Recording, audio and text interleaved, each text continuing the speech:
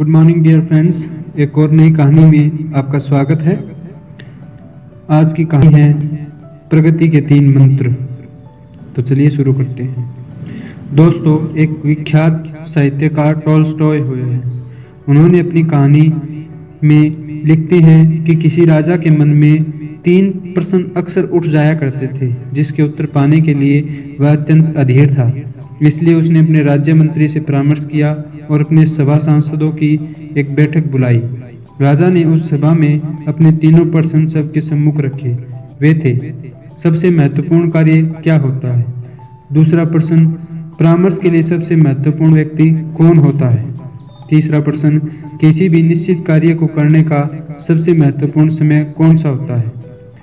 कोई भी राजा के प्रश्नों का संतोषजनक उत्तर न दे पाया, लेकिन उस सभा में राजा को एक ऐसे सन्यासी के बारे में पता चला जो सुदूर जंगल में एक कुटिया में रहते थे और उसकी जिज्ञासा का समाधान करने में सक्षम थे। राजा भी साधारण वेश में अपने कुछ सैनिकों एवं गुप्तचरों को साथ लेकर चल दिया उस सन्यासी के दर्शनों के लिए। दिल में एक ही आस थी कि अब उसे अपने प्रश्नों का उत्तर अवश्य मिल जाएगा। जब वे उस सन्यासी की कुटिया के समीप पहुंचे तो राजा ने अपने सभी सैनिकों और गुप्तचरों को कुटिया से दूर रहने का आदेश दिया और सभी अकेले ही आगे बढ़ने लगे। राजा ने देखा कि अपनी कुटिया के समीप ही सन्यासी खेत में कुदाल चला रहे हैं। कुछ ही क्षणों में उसकी दृष्टि राजा पर पड़ी। कुदाल चलाते चलाते ही उन्होंने राजा से उसके आने का कारण पूछा और राजा ने भी बड़े आदर से अपने वही 3 प्रश्न सन्यासी को कह दिए। राजा अपने प्रश्नों का उत्तर की प्रतीक्षा करने लगा, लेकिन यह क्या? साधु ने तो उत्तर देने की बजाय राजा को उसकी कुदाल लेने का संकेत कर डाला और राजा को भी कुदाल लेकर खेत में जोतने लगा। आखिरकार राजा को अपने प्रश्नों के उत्तर भी तो चाहिए थे। राजा के खेत जोतते जोतते संध्या हो गई। इतने में ही एक घायल व्यक्ति जो खून से लथपथ था और जिसके पेट से खून की धार बह रही थी, उस सन्यासी की शरण लेने आया। जब सन्यासी और राजा दोनों ने मिलकर उस घायल की मरहम पट्टी की, दर्द से कुछ राहत मिली तो वह घायल सो गया। प्रातः जब वह घायल आगंतुक राजा से समय याचना करने लगा तो राजा के आश्चर्य का ठिकाना न रहा। आगंतुक राजा की स्थिति देखकर तत्काल अपना परिचय देते हुए बोला, कल तक मैं आपको अपना घोर शत्रु मानता था, क्योंकि आपने मेरे भाई की फांसी की सजा दी थी। बदले का अवसर ढूंढता रहता था।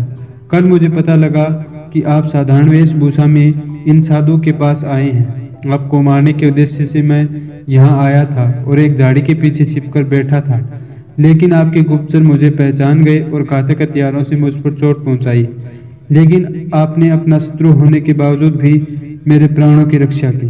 परिणामतः मेरे मन का द्वेष समाप्त हो गया है। अब मैं आपके चरणों का सेवक बन गया हूँ। आप जो चाहें दंड दें अथवा मुझे समाधान दें, यह आपकी इच्छा है। घायल की बात सुनकर राजा स्तंभ रह गया और मन ही मन इस अप्रत्याशित ईश्वरीय सहयोग के लिए प्रभु का धन्यवाद करने लगा। सन्यासी मुस्कुराया और राजा से कहने लगा, राजन, अभी भी आपको अपने प्रश्नों के उत्तर नहीं मिले? राजा कुछ दुविधा में दिखाई दे रहे थे, इसलिए सन्यासी ने ही आगे बात बढ़ाई। पहले प्रश्न का उत्तर है, सबसे महत्वपूर्ण कार्य वही होता है जो हमारे सामने होता है। जैसे आपने मुझे खेत में जोतने में सहयोग दिया।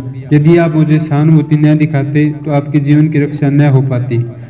आपका दूसरा प्रश्न था कि परामर्श के लिए कौन महत्वपूर्ण प्रश्न व्यक्ति हो सकता है, जिसका उत्तर है, स्वयं ही मिल चुका है कि जो व्यक्ति अपने हमारे पास उपस्थित होता है उसी से परामर्श मायने रखता है। जैसे कि उस घायल व्यक्ति को सहायता की आवश्यकता थी जिसके प्राण आपने बचाए। इस तरह आपका शत्रु भी आपका मित्र बन गया। तीसरे प्रश्न का उत्तर यही है कि किसी महत्वपूर्ण कार्य को करने का समय अभी और इसी वक्त होता है।